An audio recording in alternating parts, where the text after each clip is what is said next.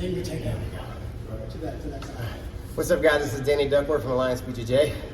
This is David. How's it going? So I wanted to pick David's brain a little bit. He's a purple belt. He's been training. How many years have you been training? Coming on 6. 6 years. Yes, sir. So he started another gym. He joined us after COVID. I don't know if I think you moved down here too, right? I did. I moved to South Houston. Yeah. So I always think it's interesting to talk to people that came from different gyms, and I always ask them, hey, how are we doing? You know, do you enjoy it here? We always try to up our service as much as possible, be better instructors, be better people, have a better facility. And so the best way to do that is talk to your members, right? Your members kind of give you what they want, and if the bulk of them say that's what you want, you got to give them what they want, right? So as talking to David, got some little insight on where his mindset was from where he started from to coming here. And so I just thought it would be interesting for you guys to kind of see what exactly is the Alliance difference, as we try to say a lot. You know, we are the Alliance difference. We really try to be like a 5-star academy, if you will, right? So Dave, if you don't mind giving a little bit about your background. I'm not going to mention any gym names. It's not about that at all. Just about the experience of grappling and facilities and stuff like that. Gotcha. Well, when I started Jiu Jitsu, it was primarily for me a means to lose weight. You know, when I started training, I was around 420 pounds, so I've lost 200 pounds over my years of training, and that's my primary focus. So if you're a couch guy, chips, bad diet, anything like me, and you want to get started, at 400 pounds, I was doing Jiu Jitsu. Anybody can do it, and that was my really only focus, and that kind of led me through my journey. After COVID, stopped training, moved to this side of town, was looking for a gym. A lot of my friends suggested, go see Danny Duckworth. And I had no idea who this guy was, but like, go see Danny. And in my first day, Danny really began to look at me, look at my body type, look at my skill set, and help me see Jiu-Jitsu for what it's meant to be. And in Alliance, there's a system that I can systematically see how positions connect and how the language of Jiu-Jitsu works and how the game is supposed to work, not from just emulating what Danny does, but understanding why he does it, so that I can now interpret and kind of build my own game. And I've been here since June of 2021, and so in 6 months, you know, I am finally understanding the language of Jiu-Jitsu in a way that I can feel my mechanics improve. There was something you told me the other day that it's been sitting in my mind, and I was like, man, the way that he worded that, which was, I feel like I'm finally learning Jiu-Jitsu for the first time, is something he said. And I just sat back when you left, and I was thinking, yeah, man, I've heard that before, and I've heard it when people talk about training under John Danaher, which I think I brought it up when you mentioned that. And one of the things I've been in, martial arts for 17 years. I've been under several instructors. I probably had 5 or 6 professors over the time, and I'm grateful for that because I've learned so many different things from my professor. I've been through almost 50 seminars. I've hosted seminars. I've traveled all over the world to train Jiu-Jitsu. I study my ass off, and the one thing that I strive and my gym strives for is knowledge. It's not just do this is a cool trick, this looks great, it's a highlight reel. It's like, let's break down how the body works. Let's understand why we're doing these connections, when the timing is in place, why these grips, why that certain rotation matters. What does that prevent him to do? What can he do? And it's because to me, obviously you want hard training when you get a little more advanced, right? But in the beginning, I don't think it's about that. Yeah. It's about fundamental building blocks and learning the language, learning the alphabet, right? Learning the mechanics. I think a lot of people who learn Jiu-Jitsu, it's just emulation.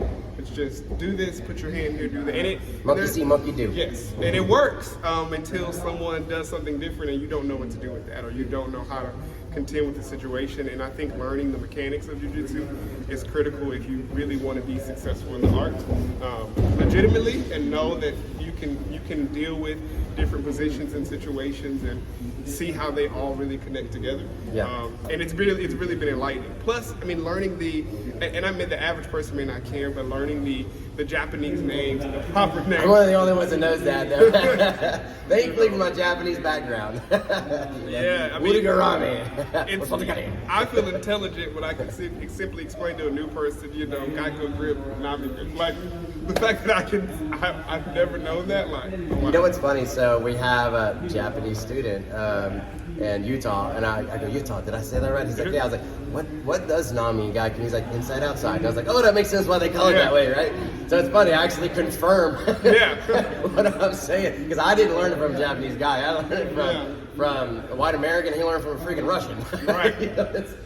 It's like that password game. Some stuff's gonna get messed up. But I'm learning if that knowledge doesn't pass, then jiu-jitsu doesn't continue. Because if I only know a watered-down version of the art, then if I'm teaching others, I'm teaching them a watered-down version, and then it gets diluted. And then you said Hickson Gracie was talking about how when he looks at jiu-jitsu, it does not look like what it was meant to be from the very beginning. That's right. It's sports-based. Yes, and I think athleticism, timing, it's different. Yes, and so coming back to a pure form of the art, that's systematic. Like it's systematic. I come to multiple classes throughout the day just to try things out. In every class, I can see the systematic intention. The warm-ups are intentional. To whatever the warm-up is, I can start to formulate. I bet I know what the technique is going to be about because the warm-up makes sense. It's not just jumping jacks and push-ups and run around and let me get you sweaty. It's here's the mobility you're going to be working on today, and it's going to connect to the technique you're going to learn. I sometimes struggle with that as an instructor with how far do I push them physically because I'm more mentally person. It's like I'd much rather just almost have a lecture, but I know that's not what we're here for, just because I just want you to really understand what's going on. My philosophy behind it is all of us are older here as the instructors. We're all in our 40s, late 40s. And as we get older, we don't have the speed anymore. We don't have the flexibility. So if you don't understand mechanics, then doing jiu-jitsu when you're in your 50s and 60s is going to be really difficult. And it comes back to the Hickson Gracie book, the Breath book, which is a great book, by the way, if you haven't read that. And for Helio with training in his 60s and 70s, the only way he's able to do that, one, he has a good partner. He is old. But two, is the mechanics. You have to understand the mechanics. Otherwise, you're going to get messed up. It's going to break, Another interesting thing on that is their original system was before you ever joined group class, which is a little similar here, by the way, unrelated actually how I came up with that, was you're required to do 40 privates before you ever join group class. And the reason why was to teach you fundamental mechanics of the body so you know how to stay safe, understand what you're doing before they throw you in with the freaking lions. 40 classes of privates, right? Now we do orientation here, and then our fundamentals, there's situational grappling at best, but it's so educational, so mechanically based before you go to Mod 2, before you go to Advanced, before you go to competition. So we're not going to be the team that's going to win the white belt challenges, but when you put us in the higher belts, our higher belts are going to be killing it because they're very mechanically sound. You know what I mean? And that's kind of our philosophy, and it's good. I read the book. It reiterated a lot of that. So I want to come back to your weight loss, man. 400 pounds. How long did it take you to lose your first 100? It started really quickly. So the first, getting consistent. I was training three times a week. Had a nutritionist who was helping me on my diet, so I was really focused on that. And the first, I would say, down to 300 seemed like it happened in the first year or so. I think by the time I got my blue belt, I was down maybe 100 pounds, and then from there, of course, life gets busy, and it really became about making this a lifestyle, making this consistent. You're very consistent. Yeah, and I try to work with my family, block out time. Like, this is part of my self-care. This is part of what I need to be. So many people overlook that conversation. The best husband, the best father, the best, I need to do this. And when I don't do it, I can tell. Like when I lay in bed, I'm not gonna go. It's just my day flows different, and so I've talked to my family because obviously it's an investment of time, it's an investment of money, but it's an investment of me that I think helps me serve my company better, my family better, my community better, and I obviously at 415 pounds, how many years did I really have left? No. You'd be lucky to make it to 60. Right. And how old do you know? 39 going to 30. You probably at it. You keep the par, you can go at 80, 90%, right? You just got to stay consistent. A lot of keyword, I don't know, I picked up several times that he said that, investment. Some people like to say working is a sacrifice, diet is a sacrifice, all this is sacrifice, you're going to end. Sacrifice has a timeline to it. I only got to sacrifice this much until I get this, right? So it's investment. So you're already training your mind by how you're speaking to yourself, and you're hitting all the markers that we train people on. This didn't come from us, mind you, right? But this is stuff that he's been around the right people, obviously, and then just self-care. Like, you use self-care, investment. The terminology you're using, it is so powerful for that day to day. You understand exactly what needs to go. You had that conversation with your family. I can't stress that enough, man.